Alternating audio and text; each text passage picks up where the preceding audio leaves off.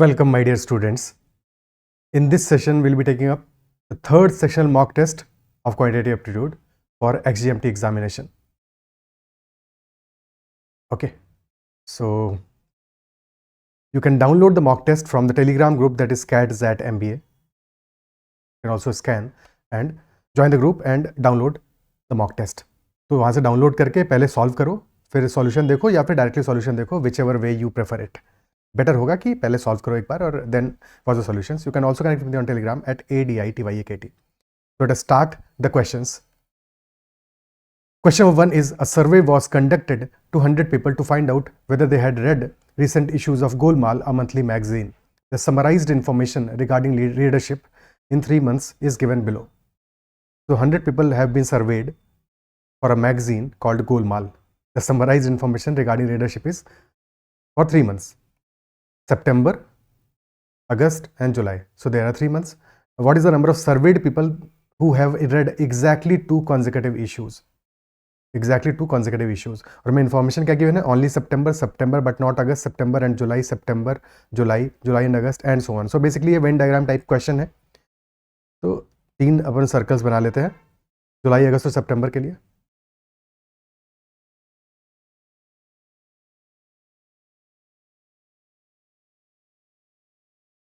July, August and September.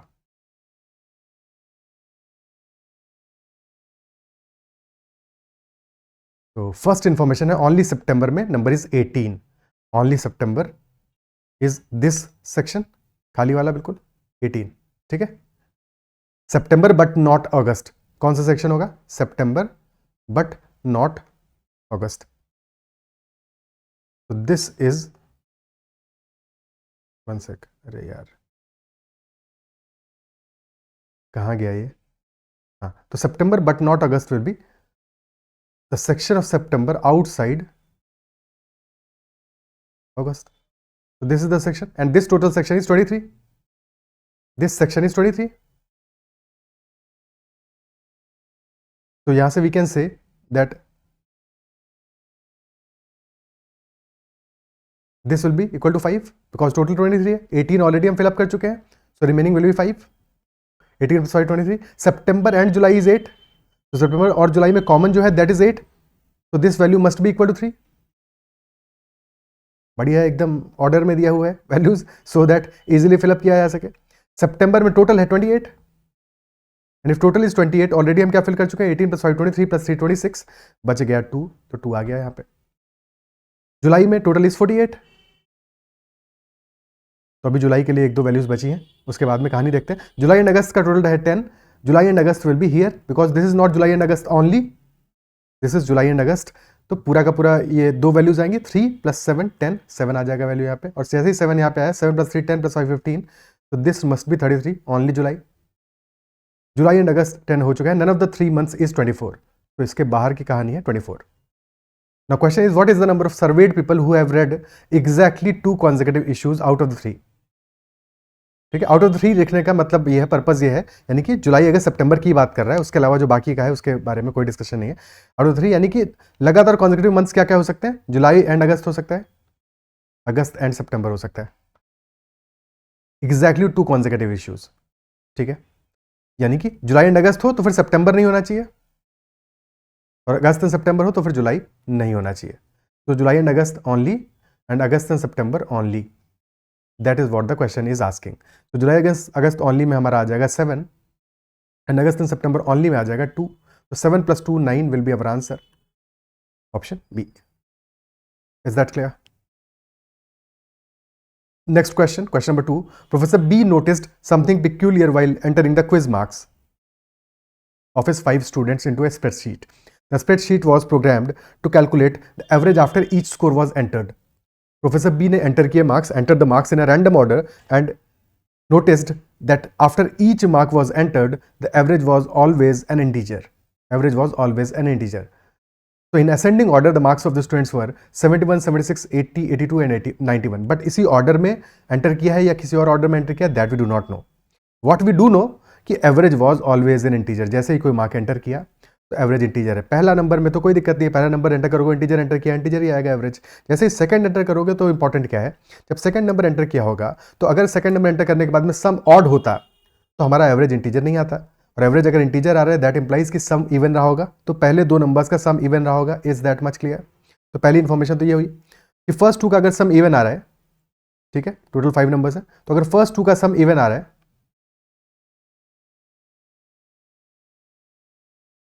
तो that means या तो दोनों नंबर्स हमारे इवन होंगे या दोनों नंबर्स हमारे ऑड होंगे। फिर थर्ड नंबर एंटर किया, जब थर्ड नंबर एंटर किया है तो टोटल हमारा डिविजिबल बाई 3 होना चाहिए, तभी तो डिवाइड करने पे 3 से इंटीजर आएगा, तो 3 पे डिविजिबल बाई 3 होना चाहिए। वो टेस्ट करेंगे, पहले इसके आगे की बात करते हैं। जब फोर्थ नंबर एंटर किया होगा तो जो टोटल है हमारा that should be divisible by 4, यानी कि तब भी इवन होगा। इवन तो तब भी होगा, और अगर इवन है तो पहले वाले केस में 2 इवन है। टोटल अगर हम देखें 5 में से कितने इवन है, 3 are even and 2 are odd. तो अब बचे हुए दोनों इवन तो नहीं हो सकते, तो बचे हुए दोनों को ऑड करना पड़ेगा और लास्ट वाला इवन होगा। तो फर्स्ट वाले केस में होगा even even odd odd even, that should be the order for sure. यहाँ पे केस बनेगा नहीं बनेगा वो एक अलग की बात है, but this is a possible case. और सेकंड वाले केस में अगर फर्स्ट 2 इवन आ गए तो अब तीनों के तीनों फर्स्ट 2 ऑड आ गए तो अब तीनों तो इवन ही होने हैं फॉर श्योर। और दोनों केसेस पॉसिबल हैं।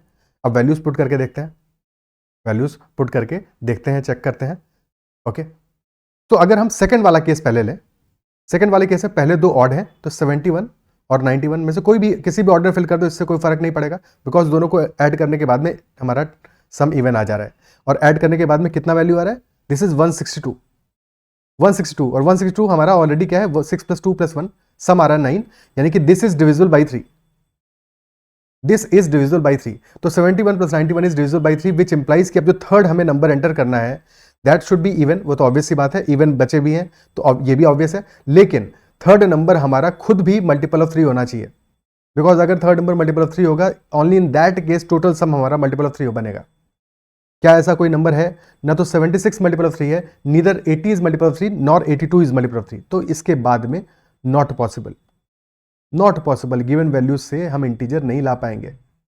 तो क्लियरली ये वाला केस तो अपना खत्म हो गया। अब बात करते हैं पहले वाले केस की, फर्स्ट वाले केस की, जहां पे कि पहले 2 इवन एंटर किए और बाद में फिर 2 ऑड एंटर कर रहे हैं। ठीक है, अब पहले 2 इवन एंटर करने के तरीके अपने पास कितने हैं, 3 तरीके होंगे, बिकॉज 3 टोटल इवन है, 3C2 होंगे, 3C2 मेथड्स होंगे। ठीक है, सो पहले 2 इवन है, लेट अस से पहले 2 इवन हमने लिए 76 एंड 80, या फिर ले सकते हैं 76 एंड 82, या फिर ले सकते हैं 76 नहीं 80 एंड 82। थर्ड केस होगा 80 and 82। Okay, now if you taken 76 and 80, 76 + 80 आ गया 156, सम आया है 156 विच इज अ मल्टीपल ऑफ 3। 6 + 5 + 1 12 आ रहा है, यानी कि मल्टीपल ऑफ 3 है। और अगर ये मल्टीपल ऑफ 3 है तो अब जो थर्ड नंबर हमें एंटर करना है that should also be a multiple of 3, तभी हमारा सम मल्टीपल ऑफ 3 बनेगा। तो थर्ड नंबर क्या हो सकता है इसके बाद में, ऑड होना है। 71 और 91 में क्या कोई भी मल्टीपल ऑफ 3 है? नहीं है, तो नॉट पॉसिबल, अगेन NP लिख देते हैं शॉर्ट में। ठीक है, नॉट पॉसिबल। और क्यों नॉट पॉसिबल है? Because 71 and 91 are not multiple of 3। अच्छा सवाल है, थोड़ा टाइम टेकिंग भी है, तो एग्जाम में ऐसे क्वेश्चंस को लास्ट के लिए रखना है, बिल्कुल भी पहले नहीं फंसना है इसमें। ठीक है, नेक्स्ट हो गया 76 + 82, this sum is equal to 158, 158, यानी कि 3 के मल्टीपल से 2 ज्यादा है, 3 के मल्टीपल से 2 ज्यादा है, यानी कि जो हम नंबर ऐड करेंगे वो 3 के मल्टीपल से 1 ज्यादा होना चाहिए, तभी 2 + 1 मिलकर कॉम्बिनेशन हमारा टोटल 3 का मल्टीपल बन जाएगा 158 में। 71 ऐसा नंबर है नहीं, 91 इज वन सच नंबर। तो 158 + 91 हो जाएगा 15 + 9 24, 249 विच is a clearly a multiple of 3। तो 91 could be a possible case. ठीक है, 91 को हमने ऐड कर दिया, अब सम अपना कितना हो गया 249।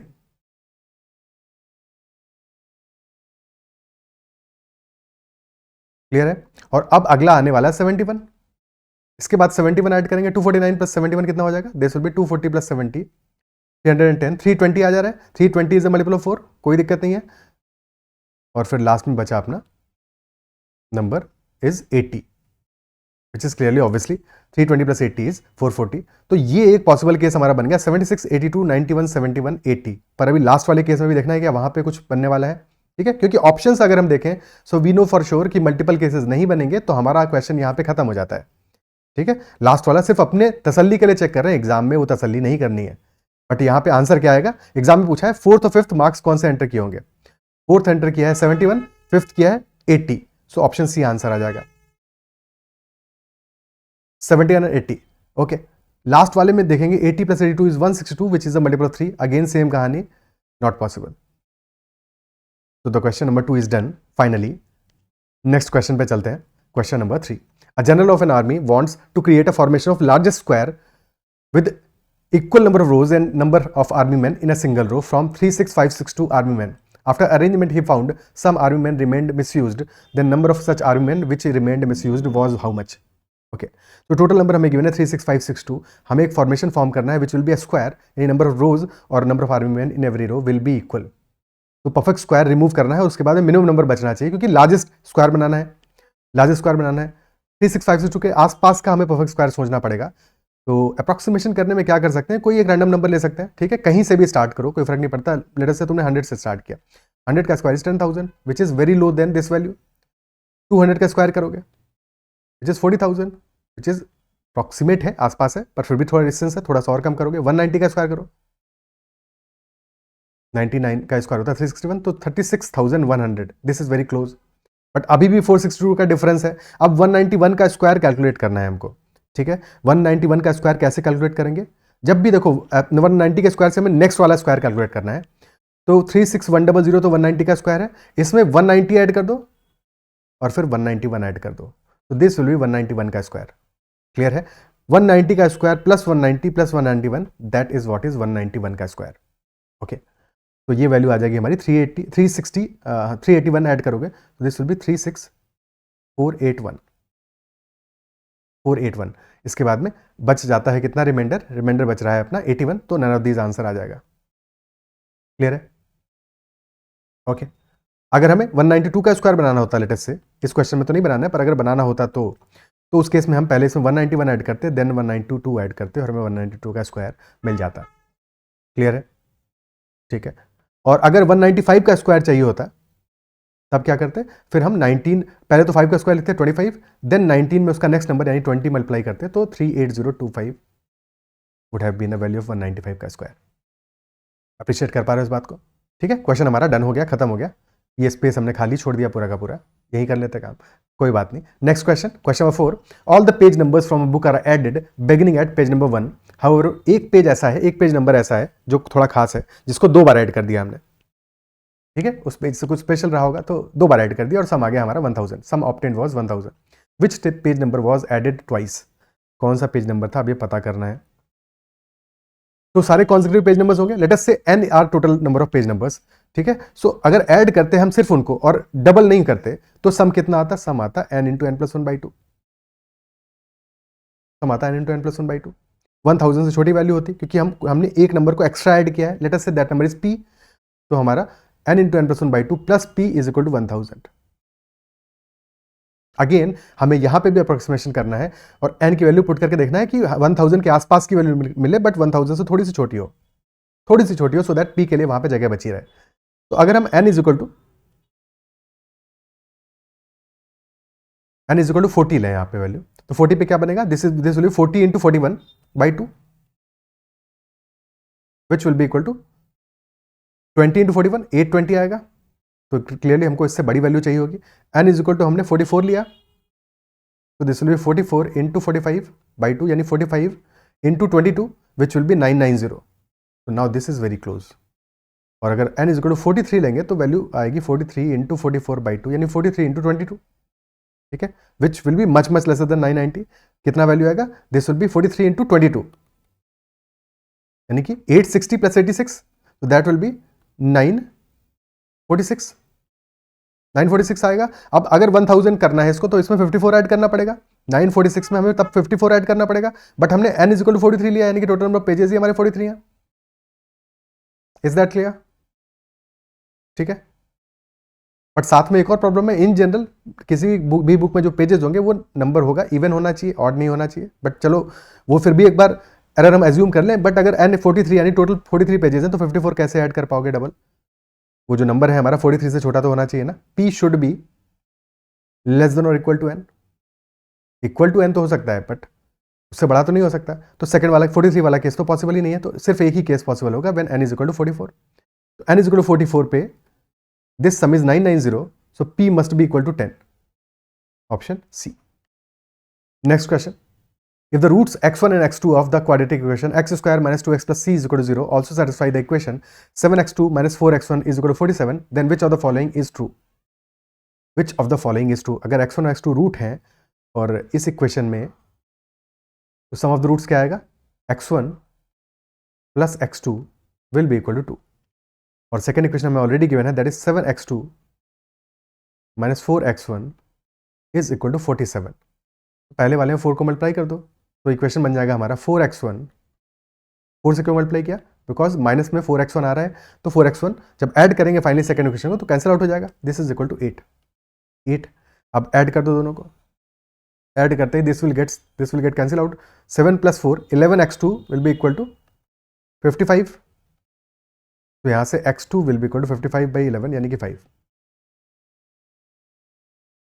अब x1 प्लस x2 है 2, so x1 must be equal to -3, x2 is 5, x1 is -3। तो क्लियरली ये जो ऑप्शन बी है ये तो आंसर नहीं है, सी भी आंसर नहीं है, ठीक है। बट जल्दबाजी में डी मार्क मत कर देना, क्योंकि अभी एक और ऑप्शन हमें गिवन है जो पॉसिबल हो सकता है answer, that is C is equal to -15। C क्या है हमारा, प्रोडक्ट ऑफ रूट्स है, तो x1 इंटू x2 है C, and that will come out to be -15 only. तो यस ना, आंसर ऑप्शन ए है। क्लियर है, ठीक है। एक और चीज जो कि ऐसे क्वेश्चन में ऑब्जर्व करनी चाहिए, दैट इज कि x1 और x2 रूट है हमारे और फिर उनका प्रोडक्ट है, that is equal to c. तो ऑप्शन बी हमारा गिवन है x1 is equal to -5, x2 is equal to 3, ठीक है, और दोनों का मल्टीप्लीकेशन आ रहा है -15 और दोनों ऑप्शन में गिवन है। तो क्या यहां से हमें ये बात क्लिक नहीं करनी चाहिए कि ऑप्शन ए और बी दोनों आंसर नहीं हो सकते? दोनों तो भाई दोनों एक साथ करेक्ट नहीं हो सकते ना, इज़न्ट इट सो? क्योंकि दोनों करेक्ट होंगे तो दोनों ऑप्शन हो जाएंगे और ऑप्शन तो कोई एक ही सही होगा। तो यहां से ये बात तो क्लिक करनी चाहिए, ठीक है। हालांकि रेलेवेंस नहीं है उसका इस क्वेश्चन में बहुत ज्यादा, बट किसी किसी क्वेश्चन में वही चीज बहुत रेलेवेंट हो जाएगा कि हमको ये पता है कि दोनों में से कोई एक ही सही हो सकता है, ए और बी में से सिर्फ एक ही कोई ऑप्शन करेक्ट हो सकता है। Is that much clear to you? और अगर ए और बी में से सिर्फ एक ही ऑप्शन करेक्ट हो सकता है तो ये समझ में आना चाहिए कि अगर बी करेक्ट हुआ, if B is correct then A is also correct, then A is also correct, ठीक है, यानी दोनों करेक्ट हो जाएंगे। तो that implies B must not be correct. Logically सोचो, बी करेक्ट नहीं हो सकता, तो बी तो डेफिनेटली आंसर नहीं होगा, ठीक है। Is that clear? हालांकि एक ही पॉसिबिलिटी फिर भी बनती है, जैसे कि यहां पे बनी। तो क्लियर है ये बात, ठीक है। आगे चलते हैं, अगला क्वेश्चन देखते हैं। Question number 6, if the ratio of harmonic mean between two positive numbers is to their geometric mean is 12:13, तो number could be in the ratio what? किस रेशियो में हो सकते हैं, ये हमें इस क्वेश्चन में फाइंड आउट करना है। और हार्मोनिक मीन और ज्योमेट्रिक मीन की बात कर रहा है। लेट अस से नंबर्स हमारे हैं ए और बी, नंबर्स हैं ए एंड बी। तो अगर ए और बी का हम अरिथमेटिक मीन लेते हैं यानी एवरेज लेते तो होता है a+b/2। अगर हम ज्योमेट्रिक मीन लेंगे तो हो जाएगा स्क्वायर रूट ऑफ ab, और हार्मोनिक मीन क्या होगा, that will B 2ab upon a+b। Basically this is 2 upon 1 upon a plus 1 upon b, reciprocals के एवरेज का रेसिप्रोकल, ठीक है। तो that is 2ab upon a+b। तो 2ab upon a+b and root ab का ratio आ रहा है कितना, 12:13। अब since this is ab, this is root ab, तो रूट ab से रूट ab कैंसिल आउट हो जाएगा। ab को क्या लिख सकते हो, ab इज रूट ab का होल स्क्वायर, यानी root ab into root ab। तो बचेगा क्या ultimately, 2 times root ab upon a+b will be 12/13। अब अगर तुम इन वैल्यूज को ऐड करो तो क्या बनता है, a+b plus 2 times root ab which is root a plus root b का होल स्क्वायर, और अगर सब्ट्रैक्ट कर देंगे तो फिर ये root a minus root b का होल स्क्वायर बनेगा। कंपोनेंटो डिविडेंडो लगा देते हैं, पहले उसको रिवर्स कर देते हैं, तो a+b upon 2 root ab is equal to 13/12। अब कंपोनेंटो डिविडेंडो लगा देंगे यहाँ पे, तो ये बन जाएगा हमारा a+b plus 2 root ab divided by a+b minus 2 root AB, which will be 13 plus 12 upon 13 minus 12. Okay. So this is root A plus root B का whole square upon root A minus root B का whole square, that is 25 by 1, which is 5 by 1 का whole square, 5 by 1 का whole square. ठीक है. So clearly root A plus root B upon root A minus root B will be equal to 5 by 1. Square root ले लिया दोनों values का. Again एक बार component dividend लगाएंगे तो अब क्या कहानी बनेगी, जैसे ही कंपोनेंट डिविडेंड लगाएंगे तो root A plus root B plus root A, यानी कि 2 रूट ए ऊपर आएगा, फिर 2 रूट बी नीचे आएगा, 2 से 2 कैंसिल आउट हो जाएगा, root A upon root B आ जाएगी वैल्यू यहाँ से, which will be equal to 5 + 1 6 upon 4, which is equal to 3/2. तो root A by root B is 3/2, तो ए बाई बी स्क्वायर कर दो, A by B will be equal to 9/4. 9/4. Okay. अब order तो इंपॉर्टेंट नहीं है यहाँ पे, तो 4:9 आंसर आ जाएगा option D. Is that clear? ठीक है. क्या ये बात समझ में आती है? और क्योंकि ऑर्डर इंपॉर्टेंट नहीं था इसलिए यहाँ पे इस बात के लिए भी कॉशियस नहीं होना था, क्योंकि हमने यहाँ पे देखो एक प्रोसेस किया है, स्क्वायर रूट लिया है, तो स्क्वायर रूट में -5 या -1 भी हो सकता था. ठीक है. बट उससे सिर्फ ऑर्डर चेंज होगा और कोई फर्क नहीं पड़ेगा. ठीक है. अगर ऑर्डर चेंज होगा और उसके अलावा कोई भी फर्क नहीं पड़ेगा. क्या ये बात समझ में आती है? ठीक है. Root A plus root b तो -5 नहीं हो सकता, बिकॉज दोनों पॉजिटिव नंबर्स हैं और दोनों को हम ऐड कर रहे हैं, दोनों के स्क्वायर रूट को ऐड कर रहे हैं. But root a minus root b तो -1 हो सकता है ना, बिकॉज हमें ये नहीं पता कि ए और बी में से बड़ा वैल्यू कौन सा है, बट उससे सिर्फ ऑर्डर चेंज होगा, इसलिए उन सब चीज़ों के लिए कॉन्शियस नहीं होना है. पर ध्यान दिमाग में इसलिए रखना है बिकॉज किसी और क्वेश्चन को सॉल्व करोगे तो वहाँ पे ये सब चीज़ें ध्यान रखनी कि जब भी स्क्वायर रूट लोगे तो प्लस और माइनस दोनों का, नहीं स्क्वायर रूट लेते समय तो खैर पॉजिटिव ही लेते हैं, पॉजिटिव ही रहेगा हमेशा. ठीक है. बट ये ध्यान रखना है वैल्यूज को, इन छोटी छोटी बातों को. ठीक है. क्लियर है?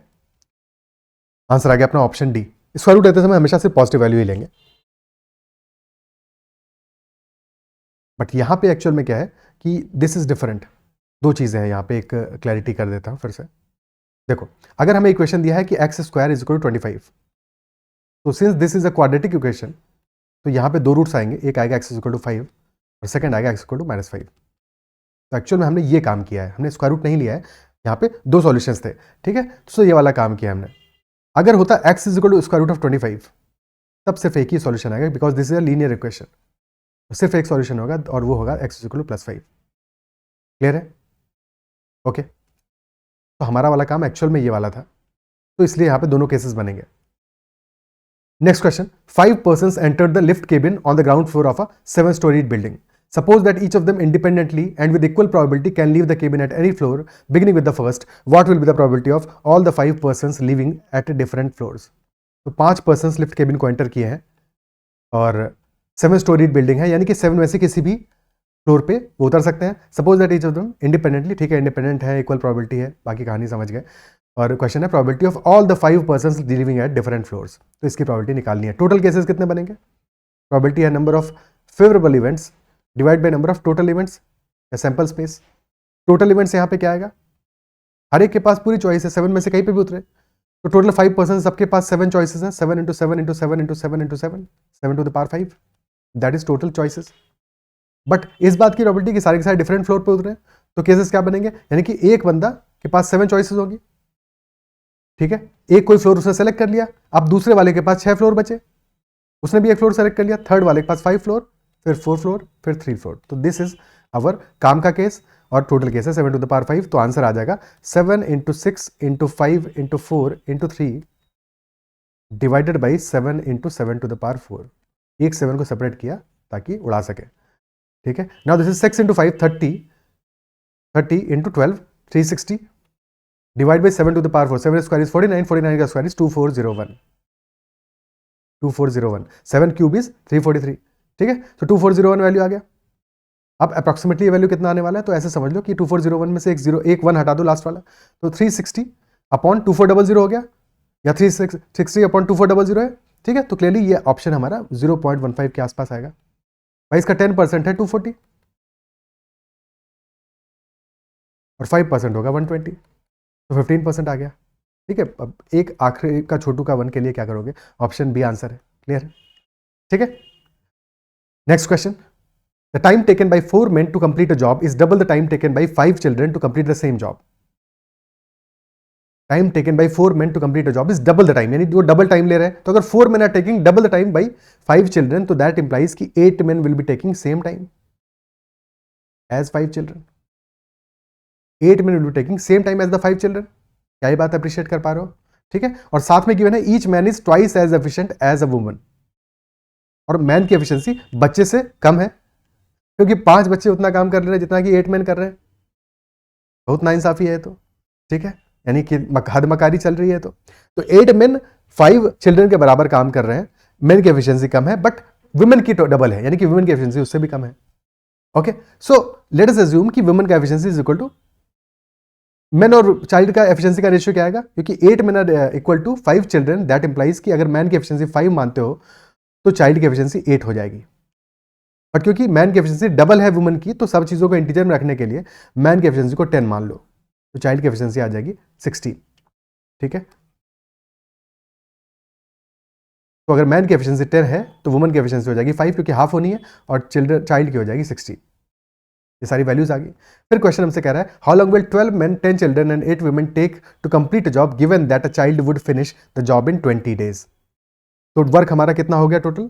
अगर चाइल्ड कर रहा है 20 डेज में और चाइल्ड की एफिशिएंसी है 16, तो वर्क हो गया है 20 × 16, यानी कि 320 यूनिट्स का वर्क है टोटल. और हमें कितने लोग लगाने हैं काम पे? 12 men आर देयर, तो यानी कि 12 × 10 प्लस 10 चिल्ड्रन आर देयर, तो 10 × 16 प्लस 8 वुमेन, तो 8 × 5. तो this is 120, this is 160, this is 40, total आ गया 320. यानी कि एक दिन में 320 यूनिट्स काम होगा, उतना ही करना भी है, तो एक ही दिन में काम निपट जाएगा अपना. Option A. क्लियर? ठीक है, option A will be the answer. Okay, ठीक है, ये तो हो गया इस क्वेश्चन को सॉल्व करने का तरीका. बाकी जैसी इंफॉर्मेशन है ऐसे भी हम इस क्वेश्चन को सोच सकते हैं. Now listen to me carefully, कि हमें गिवन है कि 4 men are completing the job in double the time by 5 children. तो ये तो क्लियर है कि 8 men will be doing as much work as 5 children are doing. ठीक है, 8 men are doing as much work as 5 children are doing. और ultimately हमें दिया है 12 men 10 चिल्ड्रन एंड 8 वुमेन. तो 8 वुमेन कितना वर्क करेंगी? उतना जितना कि 4 men करेंगे, क्योंकि एफिशिएंसी हाफ है. सॉरी, 4 men करेंगे. ठीक है, तो टोटल men हो गए 16 एफिशिएंसी वाइज बात करें, और 10 चिल्ड्रन हो गए. और हमें पता है 8 men are equal to 5 children, तो 16 men will be equal to 10 children. तो 10 + 10 20 चिल्ड्रन. इस केस में भी है सेम ही नंबर टाइम लगेगा. क्लियर है? सेम ही टाइम लगेगा जितना दिया हुआ है. आई मीन एक केस में दिया है कि 1 child is completing in 20 days, तो 20 children will complete in 1 day. ठीक है, ये चीज लास्ट में एक चाइल्ड कंप्लीट कर रहा है 20 days में, तो 20 children will complete in 1 day. 1 × 20 is equal to 20 × 1. That is all. Question number 9. The line AB is 6 meters in length and is tangent to the inner one of the two concentric circles at point C. It is known that the radii of the two circles are integers, तो radius of the outer circle कितना होगा? पूरा जो line है, अब AB हमारा जो है आउटर सर्कल का कॉर्ड है. AB is chord of outer circle.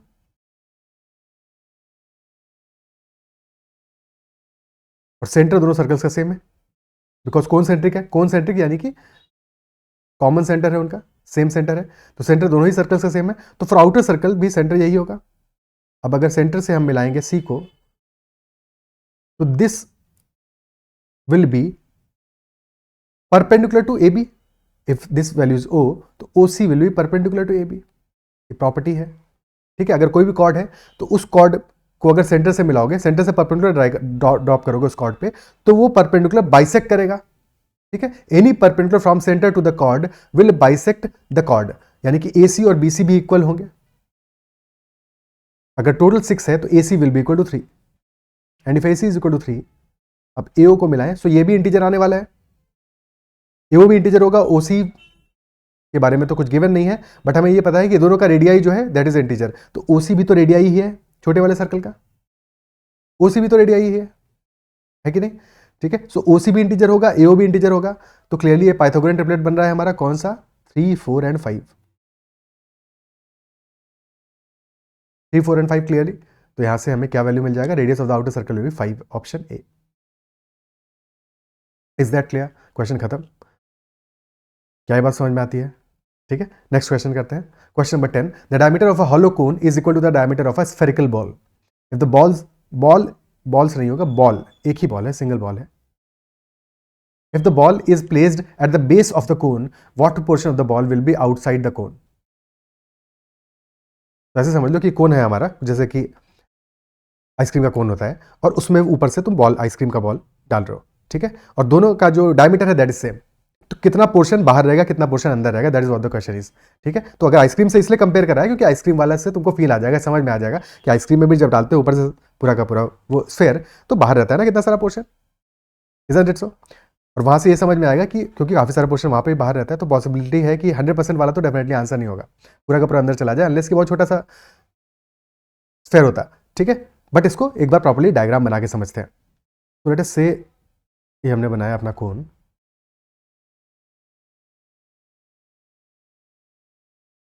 और अब सेम डायमीटर का हम इस पे स्फेरिकल बॉल डाल रहे हैं। तो अगर तुम ये सोचो कि आधा अंदर चला जाएगा उसमें बॉल अपना, तो प्रॉब्लम यह है कि ये दिक्कत आएगा, ऐसे बनेगा, इस तरह का बनेगा अपना हेमिस्फीयर, है कि नहीं। तो अगर आधा अंदर कैसे जा पाएगा, इसमें अटक जाएगा ना, ये जो पोर्शन आ रहा है ये प्रॉब्लम है, दीज आर द प्रॉब्लम्स, क्योंकि ये पोर्शन कैसे अंदर फिट होंगे, हो ही नहीं पाएंगे अंदर ये फिट, क्योंकि ये अंदर नहीं फिट हो जाएंगे, फिट हो पाएंगे। तो इससे हमें ये बात क्लियर है कि 100% तो वैसे भी नहीं पॉसिबल था, ये तो डेफिनेटली रॉन्ग आंसर है, बट 50% भी पॉसिबल नहीं होगा, बिकॉज अगर 50% भी अंदर जाना है तो ये पोर्शंस का क्या करोगे, ये तो नहीं अंदर जाएंगे। तो definitely less than 50% portion will be inside the cone, less than 50% portion will be inside the cone. क्या यहां से ये बात कंक्लूड कर पा रहे हो कि लेस देन 50%, लेकिन किसके, इनसाइड द कोन है, क्वेश्चन इनसाइड नहीं पूछ रहा है, क्वेश्चन पूछा है कि what portion of the ball will be outside the कोन, तो आंसर आएगा मोर देन 50%, ऑप्शन सी। क्या ये बात क्लियर है?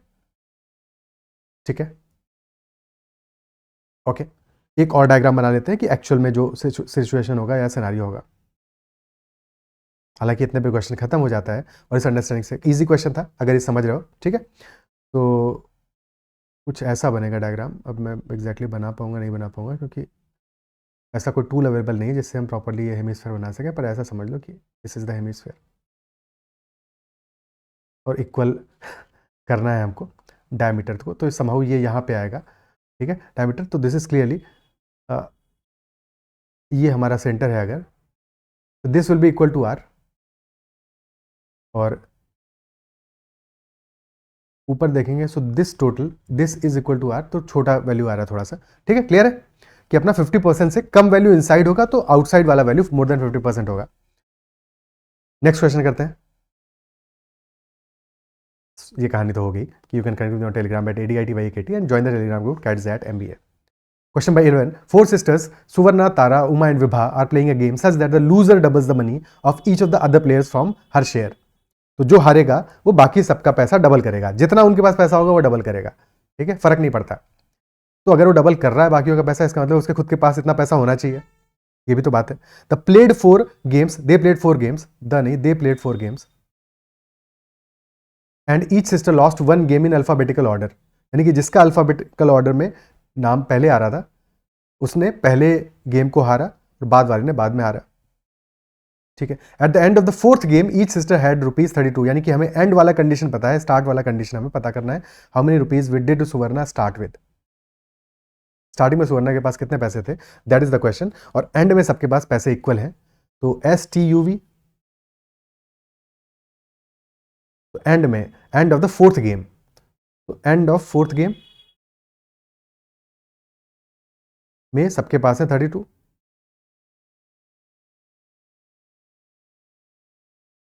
और लास्ट वाला गेम किसने हारा होगा, लास्ट वाला गेम कौन हारा होगा, विभा, बिकॉज अल्फाबेटिकल ऑर्डर में लास्ट में इसी का नाम आ रहा है। तो विभा ने लास्ट वाला गेम हारा होगा, सबके पैसे डबल किए होंगे, और अगर सबके पैसे विभा ने डबल किए हैं, यानी कि सबके पास पैसे स्टार्ट ऑफ 4th राउंड में कितने रहे होंगे, हाफ रहे होंगे बाकी सबके, एक्सेप्ट विभा, यानी कि 16 16 16। और ये जो 48 रुपीज दिए हैं इसने, क्योंकि ये 48 रुपीज जो सबको मिले हैं बचे हुए, जो बढ़े वो 48 रुपीज रहेंगे विभा के पास में, यानी कि 80 रहेंगे विभा के पास में। क्या बात क्लियर है? Eight the start of the 4th round Vibha के पास में 80 रुपीज रहे होंगे, और बाकी सबके पास में 16 रुपीज रहे होंगे। Is that clear? और जो स्टार्ट है फोर्थ राउंड का वही एंड होगा थर्ड राउंड का, वही हमारा एंड होगा थर्ड राउंड का, इजंट इट सो? ठीक है, तो at the end of the third round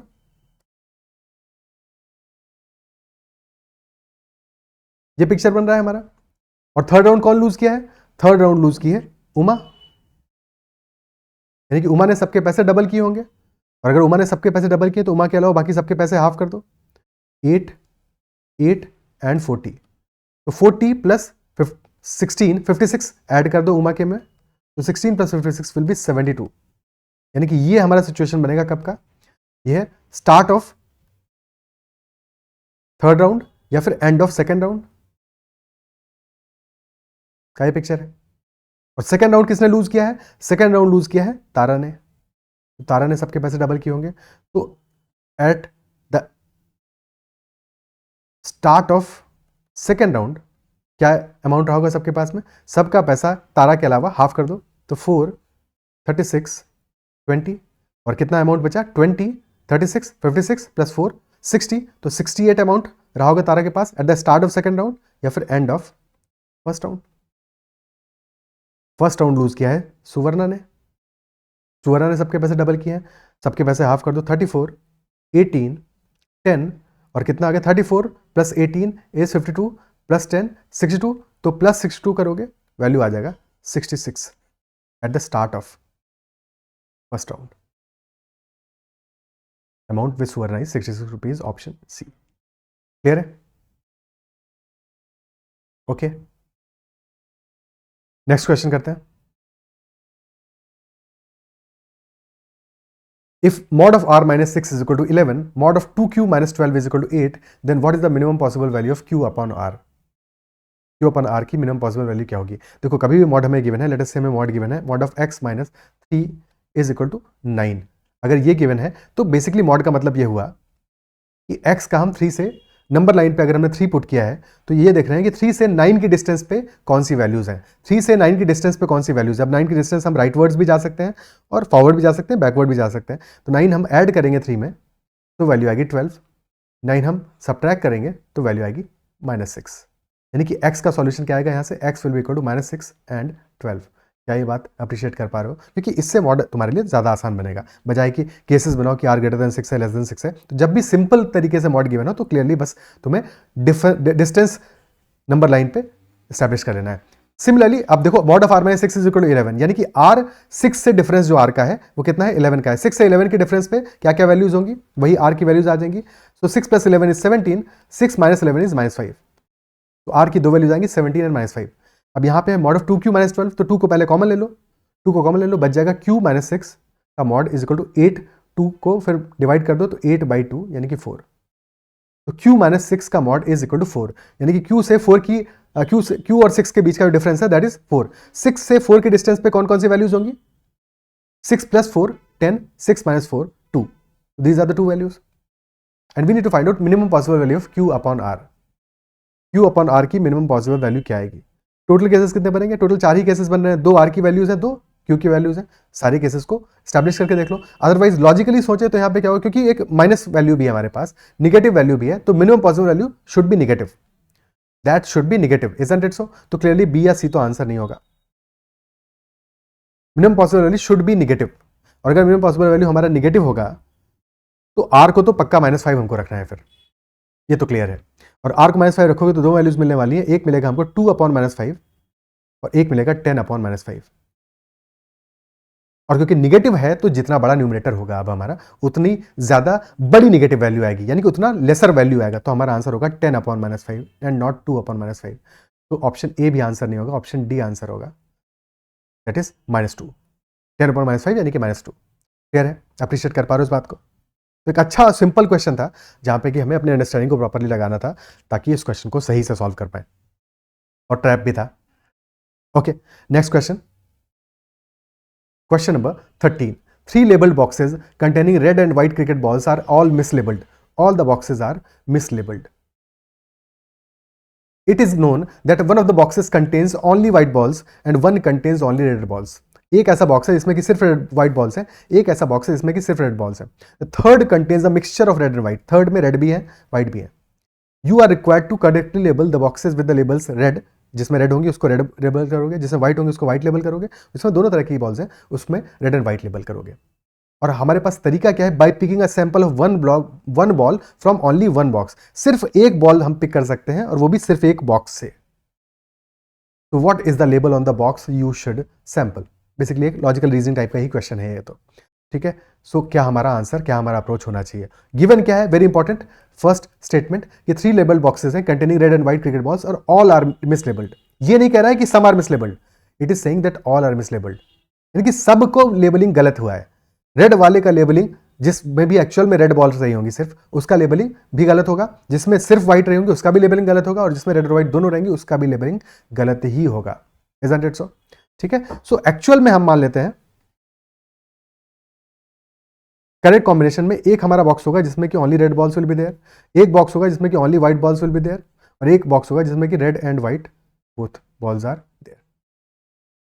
okay, अब मिसलेबल करना है हमको, मिसलेबल करना है तो क्या केसेस बन सकते हैं, या तो केस बनेगा कि रेड वाले में व्हाइट लेबलिंग हो जाए, ठीक है, रेड वाले में व्हाइट हो जाए, लेकिन अगर व्हाइट वाले पे तुम रेड कर दोगे अब, तो फिर हमारे पास यहाँ पे right and red and white ही बचेगा और वो तो करेक्ट लेबलिंग हो जाएगा, तो यानी कि ये वाला केस तो पॉसिबल नहीं है। तो दैट इंप्लाइज कि अगर रेड वाले में व्हाइट लेबलिंग हो रहा है तो व्हाइट वाले में फिर red and white he labelling होगा, और फिर रेड एंड व्हाइट वाले में रेड लेबलिंग होगा। क्या इस बात को अप्रिशिएट कर पा रहे हो? Is that much clear? तो ये तो एक केस बन गया हमारा, ठीक है, is that clear? Second case हो सकता है कि व्हाइट वाले में हम रेड लेबलिंग कर दें, सॉरी हाँ व्हाइट वाले में रेड लेबलिंग कर दें। अगर व्हाइट वाले में रेड लेबलिंग कर दिया, अब अगर हम रेड वाले में कर देंगे red and white,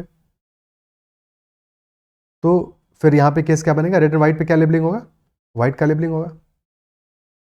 isn't it so? ठीक है। या फिर हो सकता है कि यहाँ पे रेड लेबलिंग किया हमने और फिर यहाँ व्हाइट लेबलिंग कर दिया, तो यहाँ पे आ जाएगा रेड एंड व्हाइट अगेन, सही लेबलिंग हो जाएगा, तो ये भी केस नहीं होगा। तो केस तो हमारे दो ही बनने वाले हैं, केस तो दो ही बनने वाले हैं। Is that much clear? ठीक है, मिस लेबलिंग के केसेस हमारे दो ही बने, एक केस है जबकि रेड वाले में व्हाइट लेबलिंग हो और व्हाइट वाले में रेड एंड व्हाइट, और रेड एंड व्हाइट वाले में रेड। सेकंड केस है रेड वाले में रेड एंड व्हाइट हो, व्हाइट वाले में रेड हो, और रेड एंड व्हाइट वाले में व्हाइट हो। अब हमको किसी सिर्फ और सिर्फ किसी एक बॉक्स से ही हम पिक करके पता करना है हमको कि एक्चुअल में केस क्या है, तो कौन सा वो बॉक्स होना चाहिए। ठीक है, हमारे लिए इंपॉर्टेंट क्या है, ये ऊपर वाला तो एक्चुअल केस है, हमें यहीं से सोचना है इन दोनों केसेस में कहां से हम लेबलिंग करें। नाउ थिंक अबाउट इट, अगर हमने एक्चुअल में जिस बॉक्स से हम निकाल रहे हैं, लेट अस से कि उस बॉक्स में, ठीक है, उस बॉक्स में लेबलिंग है red and white, red and white labelling है, ठीक है। अब हमको पता है कि ये मिसलेबल्ड है, अगर हम रेड एंड व्हाइट के हिसाब से सोचते हैं, रेड एंड व्हाइट अगर लेबलिंग है, हमको पता है मिसलेबल्ड है, तो अगर वो मिसलेबल्ड है तो या तो उसमें सिर्फ रेड होंगी या तो उसमें सिर्फ व्हाइट होंगी, या तो उसमें सिर्फ रेड होंगी या तो उसमें सिर्फ व्हाइट होंगी। Isn't it so? क्या ये बात समझ पा रहे हो? ठीक है, तो जैसे ही हम पहली बॉल ड्रॉ करेंगे उस बॉक्स में से, रेड एंड व्हाइट वाले में से, हमें पहली बॉल ड्रॉ करते ही पता चल जाएगा कि उसमें रेड है या व्हाइट है। और अगर उसमें रेड निकला, पहली बॉल रेड एंड व्हाइट से हमने ड्रॉ किया और अगर उसमें रेड निकला, सो दैट इंप्लाइज कि जिसमें रेड एंड व्हाइट लेबलिंग है वो रेड है, ठीक है।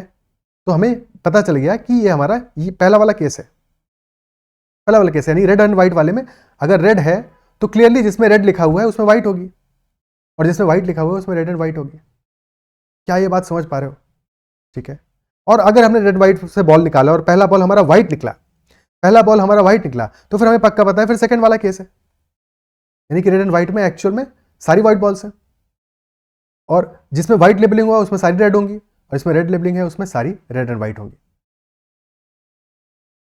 इंस्टेड अगर इसकी बजाय हम किसी और बॉक्स से निकालते बॉल, फॉर एग्जांपल कि जिस बॉक्स पे रेड लेबल्ड है और उस बॉक्स से हम एक बॉल निकालें, अब रेड लेबल्ड है और मिस लेबल्ड है ये हमको पता है, मिस लेबल्ड है हमको पता है, इजंट इट सो, कि रेड है और वो मिस लेबल्ड है, ठीक है। बट मिस लेबल्ड है तो ये भी हो सकता है उसमें रेड एंड व्हाइट हो, तो अगर रेड लेबल्ड है और हमने बॉल निकाली तो बॉल व्हाइट निकली, बॉल व्हाइट निकली, तो हमें ये कैसे पता है कि इसके अंदर सारी बॉल्स व्हाइट है?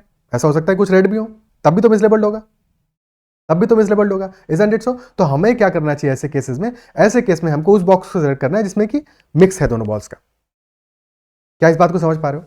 और उसको सेलेक्ट करते ही हम यूनिकली आइडेंटिफाई भी कर पा रहे हैं। पहली चीज तो ये है कि हमें उस बॉक्स को सेलेक्ट करना चाहिए, बट ये श्योर नहीं हो सकता उससे कि हम यूनिकली आइडेंटिफाई कर पाएंगे, इसीलिए हमने ये प्रॉपर सारी कहानी लिखी है, ठीक है, इसीलिए हमने पूरी प्रॉपर कहानी लिखी है। तो श्योरली अगर हम रेड और व्हाइट वाले को सेलेक्ट करते हैं तो हम आइडेंटिफाई कर पाएंगे, तो ऑप्शन सी आंसर हो जाएगा इसका, ठीक है, ऑप्शन डी आंसर नहीं होगा, not possible to determine. Clear है, ए अभी तो बिल्कुल भी नहीं हो सकते थे, ठीक है, ए अभी बिल्कुल भी नहीं हो सकते थे। अगेन इस क्वेश्चन में भी वही लॉजिक लगाते हैं जो पहले लगाया था कि अगर मान लो कि हमें कुछ भी नहीं करना होता, ठीक है, कि नॉट पॉसिबल डिटरमाइन ऑप्शन नहीं होता, तो हम क्या करते हैं इस क्वेश्चन में? अगर इस क्वेश्चन का ऑप्शन नॉट पॉसिबल डिटरमाइन नहीं होता, वेरी इंपॉर्टेंट, ठीक है, इस बात को ध्यान से समझना कि तो उस केस में हम क्या करते हैं। नाउ थिंक अबाउट इट कि यहां पे क्या है, बिल्कुल सिमेट्रिकल मामला है रेड और व्हाइट के लिए। भाई एक बॉक्स में रेड बॉल्स है, एक में व्हाइट बॉल्स है, एक में रेड एंड व्हाइट बॉल्स है। नाउ थिंक अबाउट इट, अगर व्हाइट आंसर हो सकता है, अगर व्हाइट आंसर हो सकता है कि हम व्हाइट वाले से सैंपल करेंगे, तो रेड आंसर क्यों नहीं हो सकता है?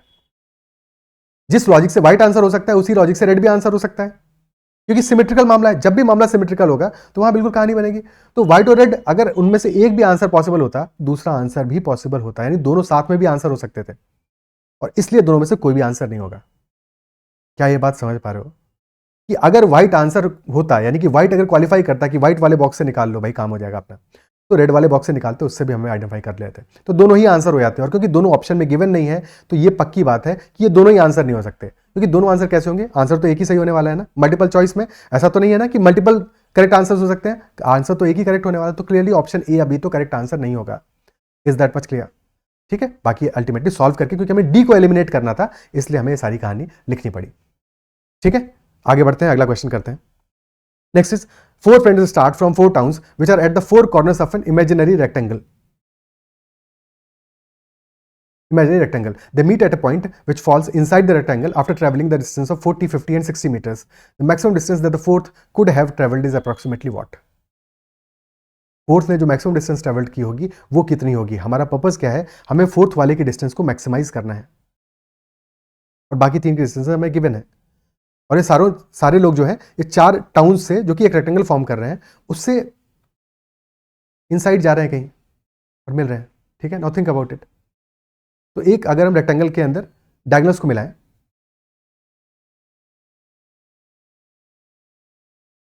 तो जो डायगोनल्स का इंटरसेक्शन पॉइंट है, ठीक है, डायगोनल्स का जो इंटरसेक्शन पॉइंट है, ये पॉइंट तो इक्वी डिस्टेंस है हर एक वर्टेक्स से। ठीक है, चार फ्रेंड्स जो है अगर ए बी सी डी है लेटर से, तो वो वर्टेक्स से स्टार्ट कर रहे हैं।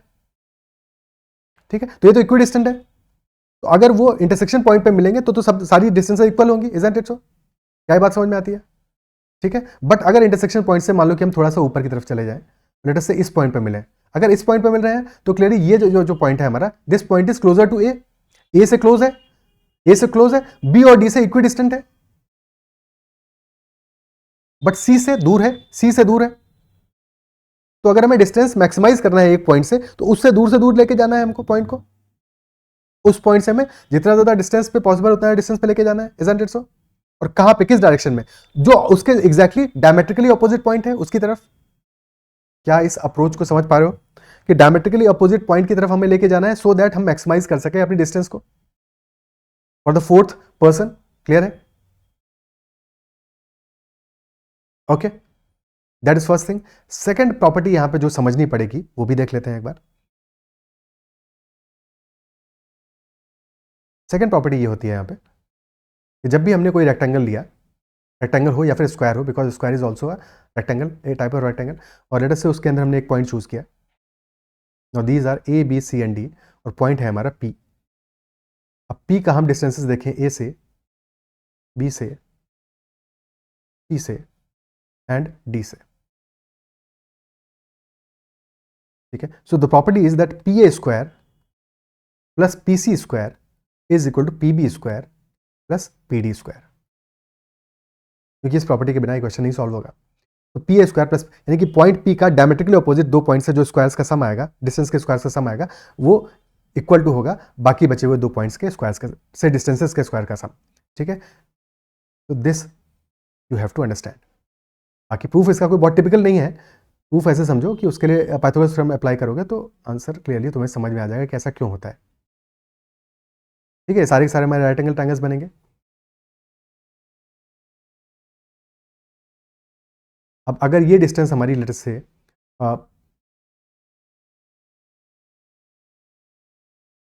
क्या डिस्टेंसेस ले, KLMN ले लेते हैं, this is K, this is L, this is M and this is N। ठीक है, बस पाइथागोरस थ्योरम लगा दोगे तो तुम्हारा वैल्यू तुमको मिल जाएगा। ये एक्सरसाइज खुद से कर लेना, क्लियर है। अब इसके बाद हम अपना क्वेश्चन सॉल्व करते हैं।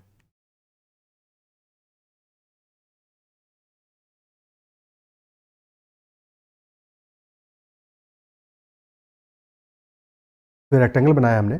अब क्योंकि हमें मैक्सिमाइज करना है डिस्टेंस को, तो जहां से मैक्सिमाइज करना है उससे दूर लोगे पॉइंट।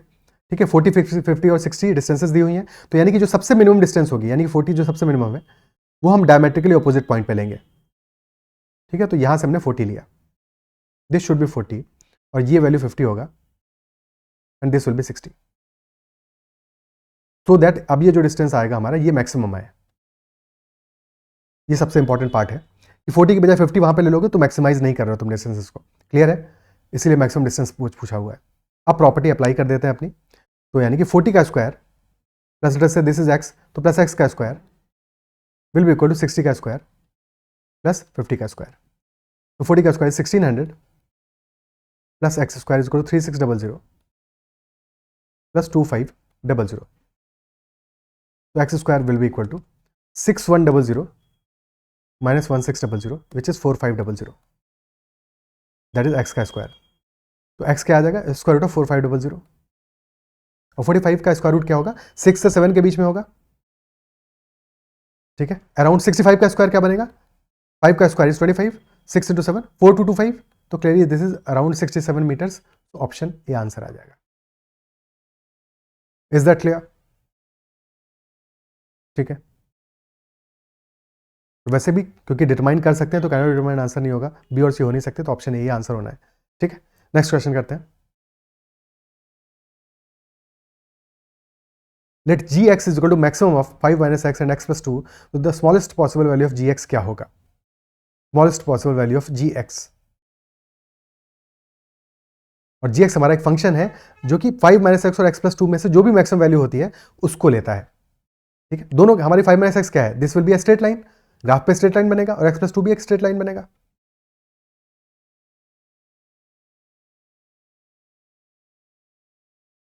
x प्लस 2 यानी x इक्वल टू 0 पे वैल्यू क्या आएगी, 2 आएगी, x इक्वल टू 1 पे 3 आएगी, तो यानी कि वैल्यू इंक्रीज करेगी, तो कुछ ऐसा ग्राफ बनेगा।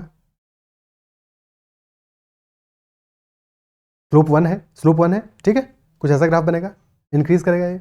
सेकंड वाले में स्लोप -1 है, यानी कि एग्जैक्टली ऑपोजिट बनेगा, कटेगा कहाँ पे ये, 5 minus x is equal to x plus 2 कर दो, तो यहाँ से 2x is equal to 5 minus 2 यानी 3, तो x इज इक्वल टू 3/2 पे ये दोनों ग्राफ एक दूसरे को इंटरसेक्ट करेंगे।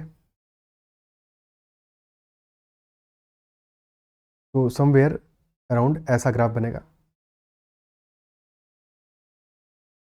ओके, ये ग्राफ है हमारा x प्लस 2 का, and this is 5 minus x, और हमें क्या लेना है, हमें मैक्सिमम वैल्यू लेनी है दोनों की, हर एक पॉइंट पे, हर एक x की वैल्यू के लिए। और अगर हमें हर एक x की वैल्यू के लिए मैक्सिमम वैल्यू लेनी है, तो जो हमारा gx फंक्शन होगा उससे हमें ये वैल्यूज मिलेंगी, बिकॉज जब x हमारा 3/2 से छोटा होगा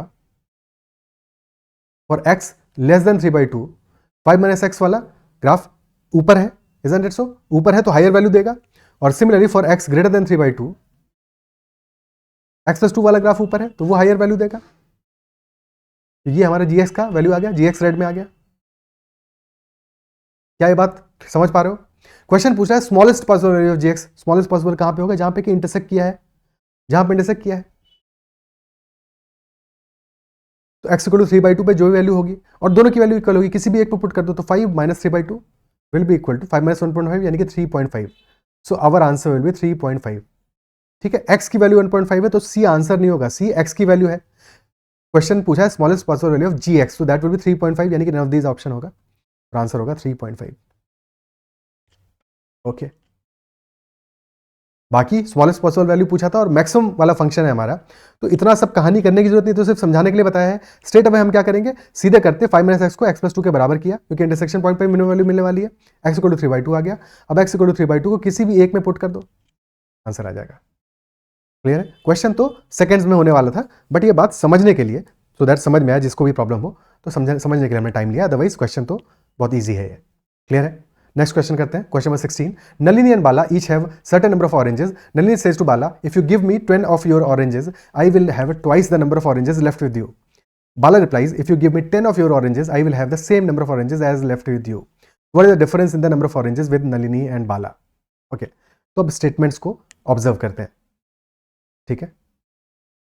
वैसे सॉल्व, चलो पहले मैं इस बार तुम्हें बता देता हूं कि इस क्वेश्चन में हमें करना क्या चाहिए। क्वेश्चन क्या पूछ रहा है हमसे, क्योंकि सबसे इंपॉर्टेंट क्या है, देखो एग्जाम में फंसते क्यों हो, या फिर कई लोग जो बोलते हो कि भैया डर लग रहा है मुझे मैथ से या जो भी है, अल्टीमेटली किसी भी एग्जाम में या किसी भी क्वेश्चन को सॉल्व करना है, किसी भी सेक्शन में सबसे इंपॉर्टेंट चीज़ क्या है, जब भी आप कोई क्वेश्चन सॉल्व कर रहे हो, चाहे वो जिंदगी का हो चाहे वो मैथमेटिक्स का हो, सबसे इंपॉर्टेंट है उस क्वेश्चन को समझना और वो क्वेश्चन आपसे चाहता क्या है।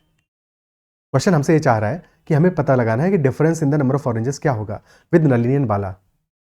ओके, तो हमारा सिर्फ इतना पर्पज होना चाहिए कि हम डिफरेंस कैसे पता लगा पाएंगे।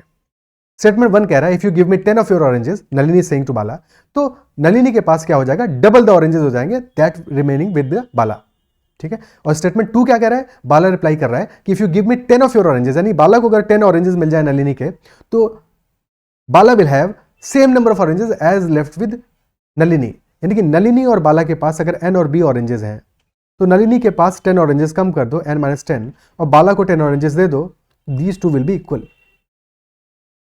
और हमें चाहिए क्या, हमको चाहिए n-b, n और b का डिफरेंस चाहिए, बस b को उधर लेके चले जाओ, तो n-b will be equal to 20। खत्म सवाल, ऑप्शन बी। क्लियर है, ठीक है। हमें तो सिर्फ b चाहिए, n और b की वैल्यूज थोड़ी चाहिए इस क्वेश्चन में। अगर वैल्यूज चाहिए होती तो फिर पहला वाला स्टेटमेंट भी यूज करना पड़ता, बट यहाँ पे हमें सिर्फ डिफरेंस चाहिए। डिफरेंस तो क्लियरली ऑप्शन बी अपना आ जाएगा सिर्फ और सिर्फ सेकंड स्टेटमेंट से। अगर वैल्यू चाहिए होती तो पहला वाला भी देखते। पहले में क्या कह रहा है, if you give me 10 of your oranges, ये कौन कह रहा है, नलिनी कह रही है। तो नलिनी को अगर 10 और मिल जाए तो n+10 she will have twice the number of oranges left with Bala, यानी कि 2 टाइम्स ऑफ b-10 है, which is 2b-20। So n is equal to 2b-30 put कर दोगे इस इक्वेशन में, तो 2b-30 -b a is equal to 20, यानी कि b इज इक्वल टू 50 और b इज इक्वल टू 50 को उसमें पुट कर दो, so n will be equal to 100 - 30 यानी 70। तो b 50 आ गया और n 70 आ गया। क्लियर है, ओके। नेक्स्ट क्वेश्चन करते हैं, question number 17। Consider a triangle drawn on the xy plane with its 3 vertices at 41,0, 0,41 and 0,0, each vertex being represented by its x, y coordinates. The number of points with integer coordinates inside the triangle, excluding all the points on the boundary. Okay, तो triangle हमारा बन रहा है 0,41 is the point, 0,0 is the point and 41,0 is the point.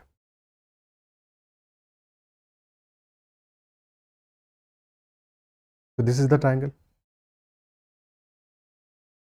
Okay, ये triangle बनेगा। हमें पता लगाना है number of points with integer coordinates inside the triangle excluding all the points on the boundary. That is what is our purpose. अब slope क्या है इस लाइन का, हाइपोटेन्यूज का स्लोप क्या है, स्लोप होगा y2 - y1 upon x2 - x1, that is the slope का वैल्यू। y2 अगर हम 41 ले लें तो 41 - 0 अपॉन 0 - 41, -1 आ रहा है स्लोप, ठीक है, -1 आ रहा है स्लोप। यानी कि तुम -1 का मतलब क्या हुआ, स्लोप क्या होता है basically, rise versus run, rise upon run. तो अगर तुम इंक्रीज करोगे 1 का, राइज होगा 1 का, 1 यूनिट का इंक्रीज करोगे अगर y कोऑर्डिनेट में, तो x कोऑर्डिनेट में डिक्रीज आएगा 1 का। अगर y कोऑर्डिनेट में 1 का तुम इंक्रीज करोगे तो x कोऑर्डिनेट में 1 का डिक्रीज आएगा, ठीक है। क्या ये बात क्लियर है? तो अगर, क्योंकि अगर ये बात क्लियर है तो हमें ये समझ में आएगा कि अगर हमने y कोऑर्डिनेट 0 से 1 पे लेके गए तो x हमारा 40 हो जाएगा। सिमिलरली y को तुम 2 पे लेके गए तो x 39 हो जाएगा, यानी कि सम बेसिकली हमारा सेम रहेगा दोनों केसेस में। तो इस लाइन का इक्वेशन क्या बना, इक्वेशन इस लाइन का हो गया x + y = 41, ठीक है। कितने पॉइंट्स लाई करेंगे इस लाइन पे, इससे हमें इस लाइन के पॉइंट्स मिल जाएंगे। अब अगर 40,1 इस लाइन पे लाई कर रहा है, सो वी नो कि 39,1 इसके अंदर लाई करेगा। और सिमिलरली जैसे हमें 40,1 मिल रहा है, वैसे यहां पे क्या मिलेगा, this will B 0,1, 0,2 and so on. और ऊपर पे देखेंगे तो दिस इज 0,41 और उससे नीचे वैल्यू मिलेगा हमें 1,40, देन 2,39 एंड सो ऑन। क्या ये बात समझ पा रहे हो? Is that much clear? Okay, clear है? और यहां पे हमें मिलेगा 0,40। अब देखते हैं कितने पॉइंट्स अंदर हो सकते हैं। तो 41 पे तो कोई पॉइंट अंदर नहीं है, बाउंड्री पे है। हमें इनसाइड के पॉइंट्स चाहिए, बाउंड्री वाले पॉइंट्स को इंक्लूड नहीं करना है, ठीक है। तो 41 पे तो कोई पॉइंट इनसाइड नहीं मिलेगा हमें जिसमें कि इंटीजर कोऑर्डिनेट्स हो। When y is equal to 41, ठीक है, when y is equal to 41, y is equal to 41 की बात कर रहे हैं। y इज इक्वल टू 40 पे 0,40 है, वही बाउंड्री पे है, और 1,40 वही बाउंड्री पे है, यानी कि अंदर 0 से 1 के बीच में कोई इंटीजर होता नहीं है, तो अंदर यहां पे भी कोई पॉइंट हमको नहीं मिलने वाला है। y इज इक्वल टू 39 पे बात करें तो 0,39 बाउंड्री पे होगा, 2,39 बाउंड्री पे है, अंदर होगा 1,39, यानी कि there will be 1 point inside. फिर y इज इक्वल टू 38 पे बात करेंगे तो 3,38 बाउंड्री पे है, और यहां पे 0,38 भी बाउंड्री पे है, यानी कि 1,38 और 2,38, यानी कि 2 पॉइंट्स मिलेंगे। फिर y इज इक्वल टू 37 पे 3 पॉइंट्स मिलेंगे, और जैसे ही नीचे तक जाएंगे तो अपन कहां तक पहुंचेंगे, y इज इक्वल टू 1 तक, because y is equal to 0 भी बाउंड्री पे लाई करेगा पूरा का पूरा। y इज इक्वल टू 1 पे कितने पॉइंट्स मिलेंगे, 0,1 है बाउंड्री पे और 40,1 है बाउंड्री पे, यानी कि 39 पॉइंट्स मिलेंगे। और पॉइंट्स लगातार इंक्रीज कर रहे हैं, 1 2 3 4 5 39 तक जा रहा है। 1 से लेकर 39 तक का हमें सम करना है इफेक्टिवली इस क्वेश्चन में, और कुछ नहीं करना है। टोटल 39 नंबर्स है, 39 into 40 by 2, so that will be 39 into 20 which is equal to 780 option A. Is that clear? क्या ये बात समझ में आती है? ठीक है, इज दैट क्लियर? ये तो हो गया इस क्वेश्चन को करने का एक तरीका। अब दूसरा तरीका भी इस क्वेश्चन को करने का देख लेते हैं।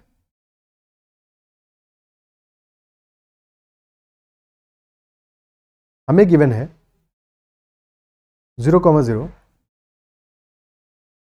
41,0 and 0,41, but instead of triangle बनाने के हमें निकालना ट्रायंगल के अंदर का ही है, हम इसको स्क्वायर बना लेते हैं। हमने स्क्वायर बना लिया तो दिस पॉइंट विल बी 41,41। ठीक है, अब टोटल पॉइंट्स किसी भी लाइन पे बात करो, सो इस लाइन पे कितने पॉइंट्स होंगे, 0,0 से लेके 0,41 तक, 0 1 2 3 4 5 टिल 41, तो टोटल 42 पॉइंट्स होंगे। इस लाइन पे भी 42 पॉइंट्स होंगे, 0 से लेके 41 42 पॉइंट्स होंगे। तो टोटल इस ग्रिड में 42 क्रॉस 42 पॉइंट्स हैं जिनके की इंटीजर कोऑर्डिनेट्स हैं, isn't it so? But boundary वाले पॉइंट्स को अगर हम नहीं इंक्लूड करेंगे, सिर्फ अंदर के पॉइंट्स को इंक्लूड करें, सो एक बाउंड्री वाला पॉइंट यहां पे आएगा, एक बाउंड्री वाला पॉइंट यहां पे आएगा, उन दोनों को हमें एक्सक्लूड करना है, तो इनसाइड के पॉइंट्स होंगे 40 क्रॉस 40, क्योंकि 2 पॉइंट्स हमें ऐसे ही वर्टिकली भी एक्सक्लूड करने हैं और ऐसे ही हॉरिजॉन्टली भी एक्सक्लूड करने हैं। तो 40 cross 40 will be points inside the boundary, is that much clear? ठीक है, अब अगर हम इसका डायगोनल ड्रॉ कर दें तो इस डायगोनल पे कितने पॉइंट्स होंगे भाई? इस पे भी यही कहानी होगी, 41,0 है, 0,41 है, तो तुम एक इंक्रीज करोगे तो आ जाएगा 40,1 39,2, ठीक है। तो 40 से लेके अल्टीमेटली तक यहां पे 0 आ रहा है, 0 से 41 के बीच में 40 पॉइंट्स होंगे, टोटल 42 इस पे भी है, इस पे भी 42 है, तो बीच में 40 आएंगे, और फिर दोनों साइड्स में इक्वल पॉइंट्स होंगे, यानी कि 40 क्रॉस 40 में से 40 सब्ट्रैक्ट कर दो और डिवाइड बाई 2 कर दो, अपना आंसर आ जाएगा। This will B 1600 minus 40 divide by 2 and hence 780, option ए। क्या ये बात समझ में आती है? ठीक है, तो जनरली ये क्वेश्चन कई बार बहुत डुएबल फॉर्मेट में भी रहता है, जैसे कि इस फॉर्मेट में है, तो इसको अप्रोच करना इज मच इजियर, और इस तरह से अप्रोच करने में ज्यादा आसानी है बजाय कि जो पहले हमने सॉल्यूशन देखा इसका। क्या ये बात आप समझ पा रहे हो? ठीक है, और ये क्योंकि प्रीवियस ईयर क्वेश्चन है इसलिए हमने डिस्कस किया, so that because this is important, आ सकता है एग्जाम में, बिल्कुल आ सकता है। ठीक है, नेक्स्ट क्वेश्चन करते हैं, और वही क्वेश्चंस ले ही रहे हैं जो कि रेलेवेंट हैं और एग्जाम में आके फंसा सकते हैं, स्पेशली उनको डिस्कशन करना जरूरी है, और साथ में जो रेलेवेंट है उनको डिस्कस कर ही रहे हैं जो रेगुलर टाइप के हैं। Next question, question number 18. In a class of 30 students, Rashmi secured the 3rd rank among the girls, while her brother Kumar, studying in the same class, secured the 6th rank in the whole class. Between the two, who had a better overall rank? और ये data sufficiency का question है कि whether data is sufficient or not. Question में हमें क्या चाहिए? Between the two, किसकी रैंक बेटर है? इन्फॉर्मेशन क्या गिवन है? रश्मि secured the 3rd rank among the girls. रश्मि की जो रैंक है, रैंक 3, बट किस में, गर्ल्स में है थर्ड रैंक, ओवरऑल नहीं है। और जो ब्रदर है उसका कुमार की है 6th रैंक, बट ओवरऑल है, गर्ल्स और बॉयज को मिला के है। फर्स्ट स्टेटमेंट कह रहा है Kumar was among the top 25% of the students merit list में जो है, इन विच इन द क्लास में कितने 50% बॉयज हैं, 50% आर बॉयज, यानी कि क्लास में 15 बॉयज हैं और Kumar is in top 25% of the boys merit list. तो बॉयज मेरिट लिस्ट में टॉप 25% में है, यानी कि 15 का 25% कितना हुआ, 3.75, यानी कि टॉप 3 में है। तो Kumar is in top 3 in boys. But क्या ये सफिशिएंट है, क्योंकि हमें ये पता है कि रश्मि की रैंक है 3rd इन गर्ल्स, कुमार की है 6th ओवरऑल, बट टॉप 3 है वो बॉयज में। बट हमें ये कैसे पता चलेगा, भाई ऐसा भी तो हो सकता है ना कि फर्स्ट रैंक बॉय की हो, बाद में फिर सारी की सारी गर्ल्स हो और फिर 2 बॉय हो। तो कुमार तो आया 6th पे और रश्मि आ गई 4th पे, या फिर टॉप से तीनों की तीनों गर्ल्स हो और फिर 3 बॉयज हो। तो डेफिनेटली फिर रश्मि हमारा 3rd पे आ जाएगी और कुमार आएगा, कुमार तो 6th पे ही है इन एनी केस। तो डेफिनेटली हम इससे कंक्लूड नहीं कर सकते, कुछ भी कंक्लूड नहीं कर सकते, क्योंकि इसके अलावा ये भी हो सकता था पॉसिबल केस कि एक गर्ल हो और बॉय हो, तो 6th रैंक आ गई कुमार की और रश्मि की फिर आएगी नीचे, यानी कि रश्मि की डेफिनेटली रैंक फिर नीचे होगी। तो definitely first statement alone is not sufficient, पक्का नहीं बता सकते इससे कि कुमार और रश्मि में से बेटर रैंक किसकी रहेगी, क्योंकि मल्टीपल केसेस बनेंगे इसमें। सेकंड स्टेटमेंट कह रहा है there were 3 boys among the top 5 rank holders and 3 girls among the top 10 rank holders. तो सेकंड वाले से थोड़ा सा कंक्लूसिव इन्फॉर्मेशन हमें मिल रहा है, और सेकंड वाले पहले वाले का इन्फॉर्मेशन हमें यूज नहीं करना है, ये भी ध्यान रखना है, ठीक है। सो ये वाला इन्फॉर्मेशन अभी हम यूज नहीं करेंगे। वी नो कि रश्मि का रैंक है 3rd इन गर्ल्स और कुमार का है 6th ओवरऑल, और there were 3 boys among the top 5 rank holders. Top 5 में भाई कुमार तो 6th पे है और टॉप 5 में 3 बॉयज हैं, 3 बॉयज हैं और 2 गर्ल्स हैं। तो 2 गर्ल्स ही हैं टॉप 5 में, और रश्मि की रैंक है 3rd, यानी डेफिनेटली रश्मि की रैंक कहीं नीचे आने वाली है, 7th होगी, 8th होगी, 9th होगी, 10th होगी, ये नहीं पता हमको, ठीक है। हालांकि 3 गर्ल्स हैं टोटल टॉप 10 में, तो यानी कि somehow 7th, 8th, 9th, 10th में से कोई एक रैंक होगी, बट डेफिनेटली कुमार के तो नीचे ही होगी। तो ये स्टेटमेंट अलोन सफिशिएंट है, बता दे रहा है हमको कि कुमार की rank is definitely greater than Rashmi की रैंक। तो ऑप्शन बी आंसर आ जाएगा। That second is sufficient to answer the question, but first is not sufficient. Okay, next question करते हैं। Question number 19. Let x be the set of integers 9, 15, 27, 33 till 375. Y denotes a subset of x such that the sum of the two elements of y is 384. So we have to find the maximum number of elements in y. y में maximum कितने elements हो सकते हैं, that is what the question is. सबसे पहला काम हमें क्या करना चाहिए ऐसे में कि नंबर ऑफ इंटीजर्स कितने हैं इस सेट में, नंबर ऑफ एलिमेंट्स कितने हैं वो आइडेंटिफाई करें। तो फर्स्ट है 9, फिर है 20, फिर है 15, फिर है 27, फिर है 33। तो दिस इज क्लियरली है अरिथमेटिक प्रोग्रेशन है। तो n की वैल्यू कितनी आ जाएगी नंबर ऑफ एलिमेंट्स की, 375 माइनस 9, कॉमन डिफरेंस है 6 का, डिवाइड बाई 6 प्लस 1। तो दिस इज 366 बाई 6, यानी कि 61 प्लस 1, एक second, that is 62। Total 62 numbers है, क्लियर है, ठीक है। टोटल एलिमेंट्स आर 62, और हमें चाहिए है कि कोई भी 2 एलिमेंट जो होंगे y में, जो नया सेट हम बनाएंगे, उनका सम 384 नहीं आना चाहिए, किसी भी 2 एलिमेंट का। अब सम 384 कैसे आ सकता है, जब हमने 9 को 375 में ऐड करेंगे सम आएगा 384, या फिर हम 15 को ऐड करें 369 में तो सम आएगा 384। बेसिकली हम दोनों एंड पॉइंट से जो इक्विडिस्टेंट पॉइंट्स होंगे, जब भी हम उनको ऐड करेंगे तो हमारा सम 384 आने वाला है। दोनों एंड पॉइंट से इक्विडिस्टेंट जो भी 2 पॉइंट होंगे, जब भी हम उनको ऐड करेंगे तो हमारा सम डेफिनेटली 384 आएगा। प्रॉब्लम यहाँ पे क्या है कि जब भी हम दोनों एंड पॉइंट से इक्विडिस्टेंट पॉइंट ले रहे हैं तो हमारा सम 384 आ रहा है, यानी कि ये केस कभी नहीं बनना चाहिए, ये केस कभी भी नहीं बनना चाहिए कि हमारा जो y सबसेट बने, उस सबसेट में दोनों एंड पॉइंट से इक्विडिस्टेंट पॉइंट एक साथ हो, दोनों एंड पॉइंट से इक्विडिस्टेंट पॉइंट एक साथ हो, ये नहीं होना चाहिए। इसका मतलब ये हुआ कि अगर 9 होगा, ठीक है, अगर हमारा 9 इंक्लूडेड होगा सेट में, तब 375 नहीं इंक्लूड होना चाहिए, या फिर 375 अगर इंक्लूड होगा तो 9 इंक्लूड नहीं होना चाहिए।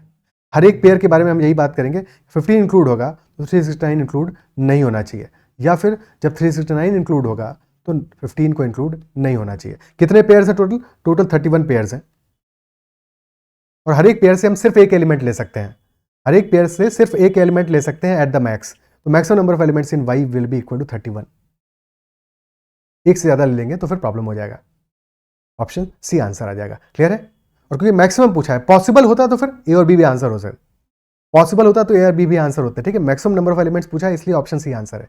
डी डेफिनेटली नहीं हो सकता, 31 से ज़्यादा नहीं हो सकता, but 15 and 16 are also possible, possible है बट मैक्सिमम नहीं है। ठीक है, next question, question number 20, a hydrogen filled balloon was ascending at the rate of 18 km per hour.